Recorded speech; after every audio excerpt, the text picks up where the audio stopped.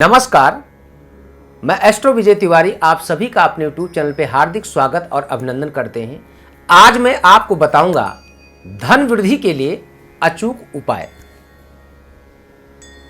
कई बार जीवन में हम लोग अथक प्रयास करने के बावजूद भी धन को एकत्रित करने के लिए, धनार्जन के लिए हम अन्यत्र साधन जुटाते हैं और धन के अभाव में पूरे जीवन हम आप परेशान रहते हैं। जितना हम धन के पीछे दौड़ते हैं, धन उतना ही दूर हम आप से दूर चला जाता है, क्योंकि धन के बिना धर्म भी असंभव है। चाह करके भी हम अपने जीवन में कुछ अच्छा करने का प्रयास करते, लेकिन अगर आपके जीवन में धन का अभाव है, हम नहीं कर सकते हैं। हम किसी की मदद भी करना चाहते हैं तो मदद नहीं कर पाते हैं, चाह करके भी। तो ऐसे कंडीशन में आपको विशेष क्या उपाय करना चाहिए? अगर आप पैसे कमा रहे हैं, आपके घर में लक्ष्मी जी आ रही हैं, उसके बावजूद भी आपके घर में धन एकत्र नहीं हो पाता, धन टिक नहीं पाता है। कई बार आपने देखा होगा, पैसे लाखों कमाते हैं और लाखों रुपए आपके खर्चे हो जाते हैं। इस कारण से भी आपको मानसिक तनाव बना रहता है। कई बार आप समझ भी नहीं पाते, सोच भी नहीं पाते कि आखिर पैसा इतना आता है, पैसा जा कहां रहा। कहीं ना कहीं आपकी पत्रिका में जो द्वितीय भाव है, जहां पे बैंक बैलेंस का स्थान देखते हैं, अगर यह भाव आपके कुंडली में पीड़ित है तो आप लाखों नहीं करोड़ों कमाने के बावजूद भी आजीवन आप धन के अभाव में चिंतित रहेंगे, यानी पैसा आपका सेव नहीं हो पाएगा। कई बार आपने देखा होगा, कम पैसे कमाने के बावजूद भी आपके पास पैसे की सेविंग होती है। कई बार आपने देखा होगा, अधिक पैसे कमाने के बावजूद भी घर में हमेशा पैसे का अभाव बना रहता है, जिसके कारण आपके घर में पारिवारिक कलह। कई बार अनेकों आप प्रयास करते हैं, कई सारे ऐसे प्लान होते हैं जो प्लानिंग भी आपकी फेल हो जाती है। अगर आपकी कुंडली में द्वितीय स्थान पे किसी भी अशुभ ग्रह की दृष्टि हो, या अशुभ ग्रह की युति हो, या अशुभ ग्रह का प्रभाव से आपका द्वितीय भाव अगर पीड़ित है, तो धन और वाणी दोनों से आप पूरे जीवन परेशान रहेंगे। ऐसे जातक को विशेष क्या उपाय करना चाहिए, वो मैं आपको बताता हूं इस वीडियो के माध्यम से। अगर शुक्ल पक्ष यानी उजाली रात की अमावस्या हो, सप्तमी हो या अष्टमी हो, अमावस्या, सप्तमी या अष्टमी, इन तिथियों में देव वृक्ष, बट का वृक्ष हो, जिसपे आप लोग बट सावित्री का पूजन भी करते हैं, ऐसे देव वृक्ष, बट वृक्ष का पूजन करके और वहां पे थोड़ा सा कच्चा दूध, कच्चा सूत, जो कच्चा धागा होता है जिसकी यज्ञोपवीत इत्यादि बनती हैं, कच्चा दूध और कच्चा सूत, साबुत चावल, इन तीन चीजों को 12 अक्षर मंत्र का उच्चारण करते हुए, इन तीनों चीजों को उस बट वृक्ष की जड़ पे सुबह स्नान इत्यादि करने के बाद चढ़ाएं।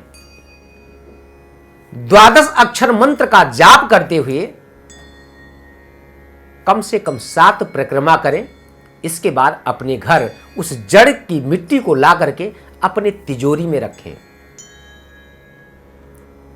मैं एकाएक तो नहीं कहता कि आप करोड़पति बन जाएंगे, लेकिन यह जरूर है कि जो भी आप धन अर्जित करते हैं, उसमें से आपके पास पैसे की सेविंग दिन प्रतिदिन आपके घर में बढ़नी शुरू हो जाएगी। ये स्त्री भी कर सकती है और पुरुष वर्ग भी कर सकता है। कई बार हम लोग कुछ ऐसे कार्य करते हैं, कुछ हमारे इस जन्म का कार्मिक अकाउंट होता है, कुछ प्रारब्ध का होता है।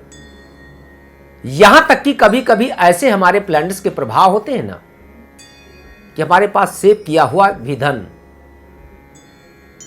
यानी पैतृक प्रॉपर्टी, पैतृक संपत्ति को भी हम आप नष्ट कर डालते हैं। हम आप नहीं करने वाले होते, हमारे आपके प्लैनेट्स के प्रभाव होते हैं, जिनके कारण आपको खुद नहीं समझ में आता कि मेरा अकाउंट खाली कैसे हुआ। तो क्या आपकी पत्रिका में द्वितीय स्थान वीक है? क्या आपकी पत्रिका में द्वितीय स्थान यानी दूसरे भाव की दशा चल रही किसी अशुभ ग्रह से दृष्ट है या युत है? ऐसे कंडीशन में आपको उनका उपाय करना चाहिए।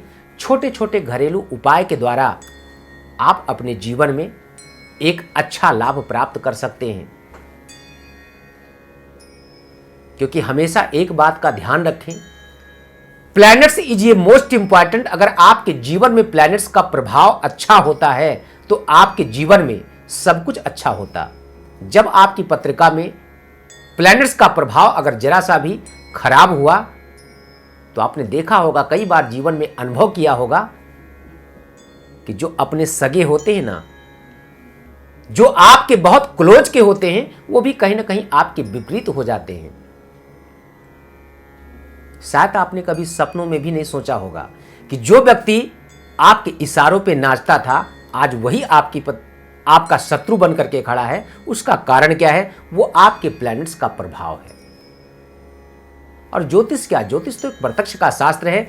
ज्योतिष शास्त्र के ऊपर अगर आप पूर्ण रूप से विश्वास करते हैं, कोई अच्छा ज्योतिषी है, अगर आपको सही से परामर्श देता है, तो अपने उस कठिन मार्ग को